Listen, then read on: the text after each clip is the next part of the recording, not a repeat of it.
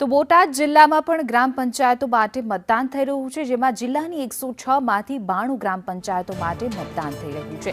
14 ગ્રામ પંચાયતો બિનહરીફ જાહેર થઈ હતી। 31માં સામાન્ય તો 61માં પેટા ચૂંટણીને લઈને મતદાન જે છે તે પ્રક્રિયા ચાલી રહી છે। ગ્રામ પંચાયતની ચૂંટણીને લઈને મતદાનની શરૂઆત થઈ ગઈ છે। વહેલી સવારથી જ લોકો પોતાનો મત અધિકારને લઈ અને મતદાન કરવા આવી રહ્યા છે। આપ જોઈ રહ્યા છો કે બોટાદ જિલ્લાની સૌથી મોટું ગ્રામ્ય ગણાતું લાઠીદર ત્યાં અમે આવ્યા છીએ।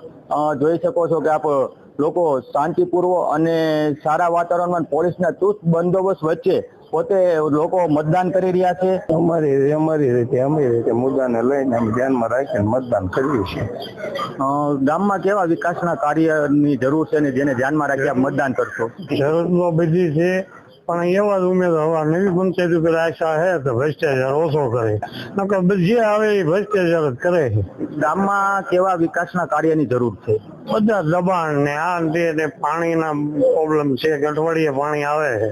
આવડું મોટું ગામ છે, 2 દિવસે આવે, પણ એવું કોઈ ધ્યાન જ નથી દેતું। જોઈ શકો છો કે લોકોની લાંબી લાઈનો લાગી છે પોતાના મત અધિકાર એટલે કે મતદાન કરવા માટે। આ સમગ્ર અહેવાલ બોટાદ ડિસ્ટ્રિક્ટના લાઠીદરથી અમે દર્શાવી રહ્યા છીએ। ઇમરાન જોખિયા, સંદેશ ન્યૂઝ, બોટાદ।